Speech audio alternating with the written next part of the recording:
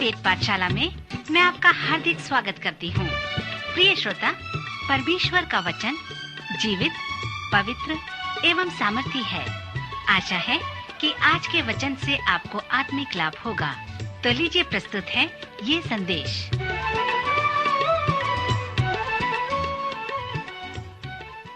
नमस्कार श्रोता मित्र, वेद पाठशाला की अगली कक्षा में आपका स्वागत है।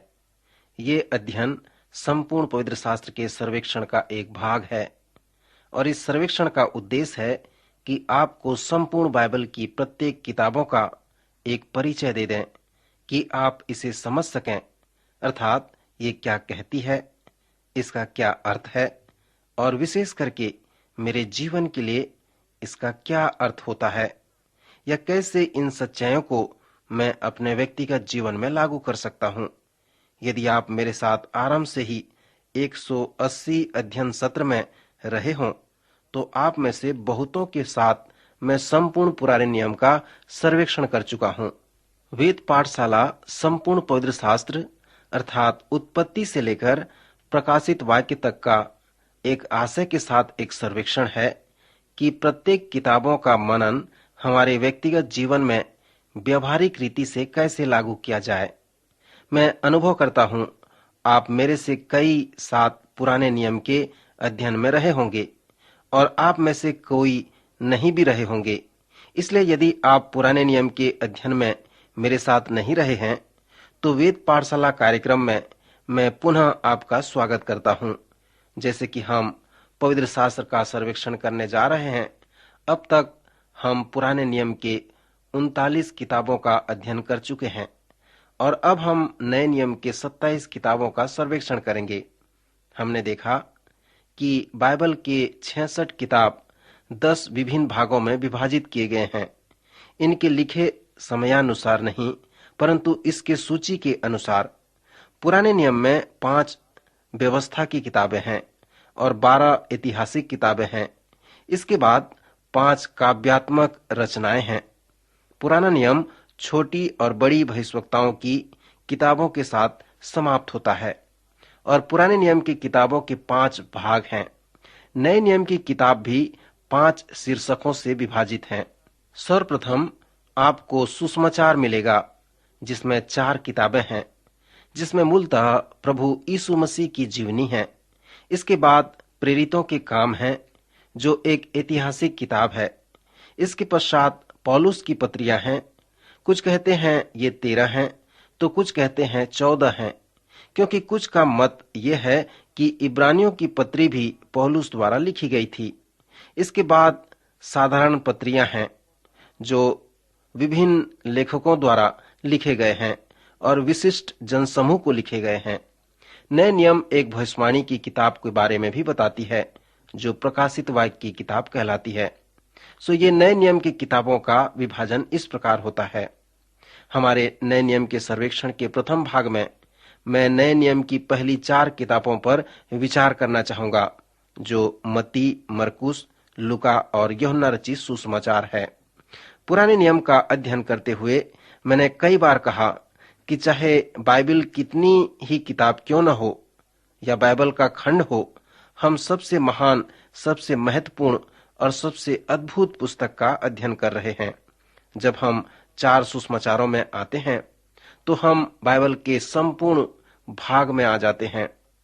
मत्ती रचित सुसमाचार, मरकुस, लूका और यूहन्ना रचित सुसमाचार वास्तव में पवित्र शास्त्र का केंद्र है, क्योंकि पवित्र शास्त्र वास्तव में प्रभु यीशु मसीह के बारे में बताती है और ये चारों सुसमाचार में प्रभु यीशु मसीह के जीवनी के बारे में बताए गए हैं। अब क्योंकि बाइबल प्रभु यीशु मसीह के बारे में है और ये किताबें उसके जीवनी हैं, तो हम पवित्र शास्त्र के हृदय में पहुंच जाते हैं। जैसे कि हम इन 4 किताबों का सर्वेक्षण करना आरंभ कर रहे हैं। अब जब हम मत्ती रचित सुसमाचार, मरकुस, लूका और यूहन्ना रचित सुसमाचार का सर्वेक्षण कर रहे हैं, मैं कह देना चाहता हूं कि ये पवित्र शास्त्र के उच्च कोटि के विद्वानों की प्रस्तुति के रूप में नहीं है, वरन एक आत्मिक अध्ययन है। जब हम नए नियम के 27 किताबों का एक एक करके सर्वेक्षण करते हैं, मैं निरंतर प्रत्येक किताबों के आत्मिक संदेश, पर जोर देना चाहूंगा। श्रोता, पवित्र शास्त्र का लेखक क्या कहता है, मैं इसके पृष्ठभूमि या कुछ उन बातों पर विचार विमर्श नहीं करना चाहूंगा जो आप उच्च कोटि का अध्ययन पाते हैं। मैं यूं ही प्रश्न पूछने जा रहा हूं, ये आपके लिए क्या अर्थ रखता है और ये मेरे जीवन के लिए क्या अर्थ रखता है, जहां हम अपने जीवन को दिन प्रतिदिन व्यतीत करते हैं। इसलिए मैं इसके व्यक्तिगत और आत्मिक जीवन पर लागू करने वाला अध्ययन करना चाहता हूं। जब हम नए नियम के 27 किताबों का सर्वेक्षण करेंगे, मैं इन किताबों का अंश या कुछ खंड आपको अध्ययन के लिए सौंपूंगा। इन किताबों में अध्ययन के लिए विशाल सामग्री है, अतः इसके हर मूल बातों को पूरा करने के लिए मैं प्रयत्न करूंगा। जब हम पुराने नियम की किताबों को एक एक करके अध्ययन किए, मेरा कोशिश रहा कि पुराने नियम के सबसे आत्मिक भागों को मैं आपको दिखाऊं और उसका मनन कराऊं। इसलिए मैं आपके व्यक्तिगत नोट के लिए मत्ती के मूल अनुच्छेदों को, मरकुस के मूल अनुच्छेदों को और लूका और यूहन्ना के मूल अनुच्छेदों को आपको दूंगा। मैं प्रश्नों के माध्यम से आपको उन अनुच्छेदों की कुछ अंतर्दृष्टि बातों को बताना चाहूंगा कि जब आप उन्हें पढ़ें और सोचें तो आपके विचारों को मैं उस्का सकूं।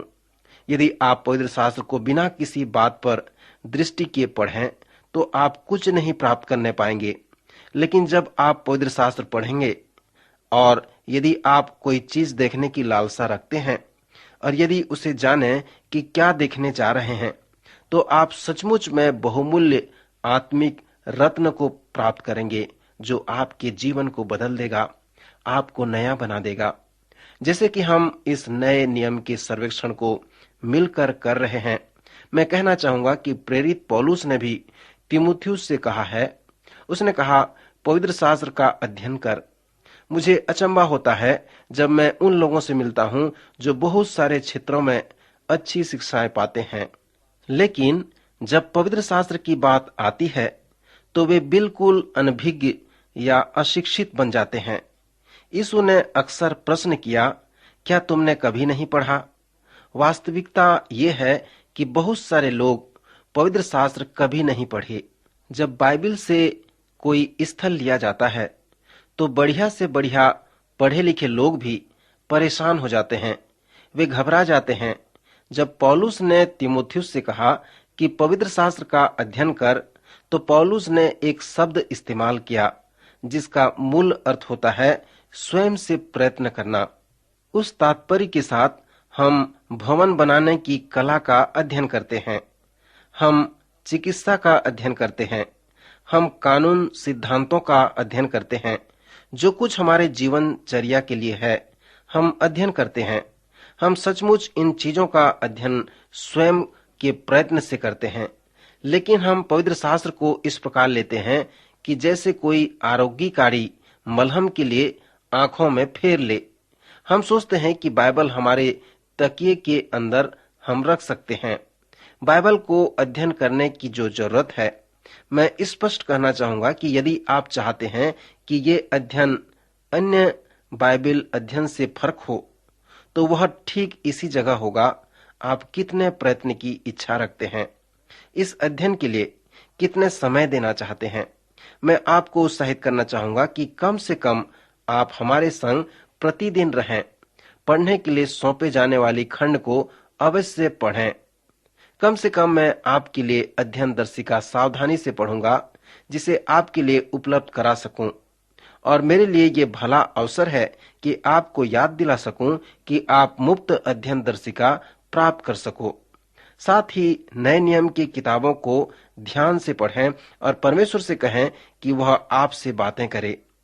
इस अध्ययन माला इस भावना से सुने कि जो कुछ सीखते हैं उसे दूसरों को सिखाने का प्रयत्न करें।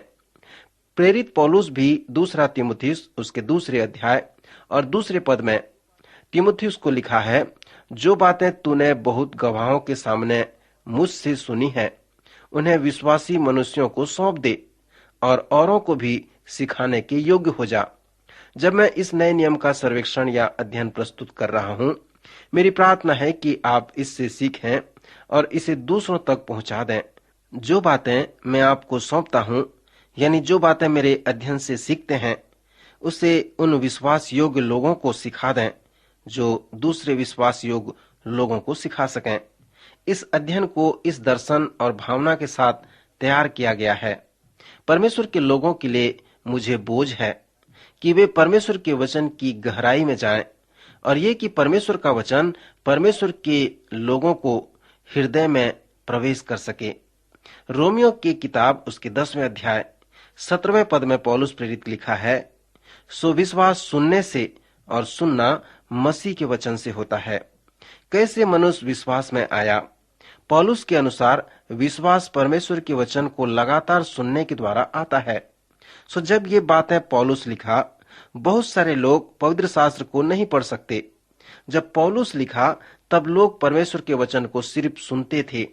उनके पास हमारे जैसा बाइबल की प्रति नहीं थी। पौलुस कह रहा था, यदि तुम परमेश्वर के वचन लगातार सुनो तो एक अचंभित विश्वास तुम्हारे हृदय में उत्पन्न होगी। शिक्षित लोगों के रूप में हम पौलुस के कथनों को इस प्रकार ले सकते हैं। विश्वास पवित्र शास्त्र के पढ़ने से आता है। जब आप पवित्र शास्त्र को पालन करने की इच्छा से पढ़ें तो आप उसे अपने जीवन में लागू कर सकते हैं। आप एक चमत्कारिक अनुभव कर सकते हैं। यह हो सकता है कि जब आप पवित्र शास्त्र पढ़ रहे हों तो विश्वास आपके जीवन में आएगा। पवित्र शास्त्र में हमें कहा गया है कि अद्भुत विश्वास होने की हमें आशा रखनी चाहिए। मेरी प्रार्थना है कि जब नए नियम का सर्वेक्षण कर रहे हैं तो आप में से कई एक का जीवन बदल जाए। जैसे कि अपने घर के शांत समय में दिया गया बाइबल खंड पढ़ रहे हों, मेरी प्रार्थना है कि आप नए बन जाएं। इस अध्ययन को शुरू करने से ठीक पहले मुझे एक व्यापारी अधिकारी से फोन मिला। वह इस अध्ययन को पहले से पढ़ लिया था।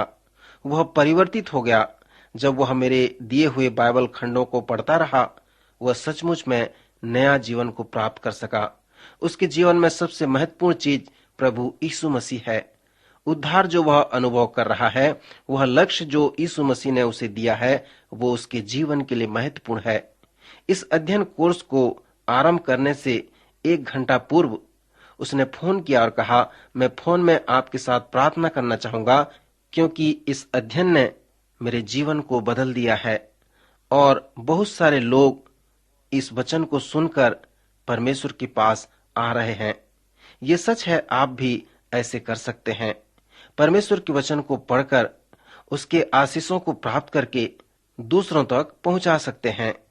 श्रोता, पवित्र शास्त्र केवल प्रभु यीशु मसीह के विषय में है। इसलिए जब आप इसे पढ़ते हैं, विशेषकर चारों सुसमाचार को, तो प्रभु यीशु मसीह को देखें, उसे अपने जीवन में केंद्र बनाएं। वही उद्धार देगा, वही आपको आशीष देगा। प्रभु इन वचनों द्वारा आपको आशीष दे।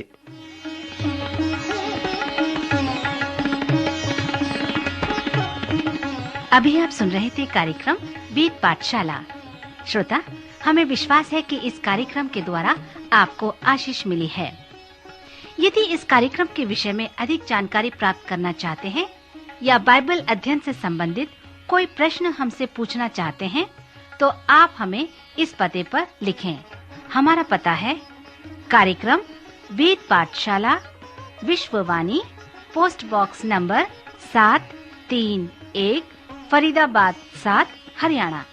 पता एक बार फिर से सुन लीजिए। कार्यक्रम Ved Pathshala, Vishwavani, post box number 731, Faridabad 7, Haryana. तो इसी के साथ आज के कार्यक्रम का समय यहीं पर समाप्त होता है। अगले कार्यक्रम में आपसे फिर भेंट होगी। तब तक के लिए हमें आज्ञा दीजिए। नमस्कार।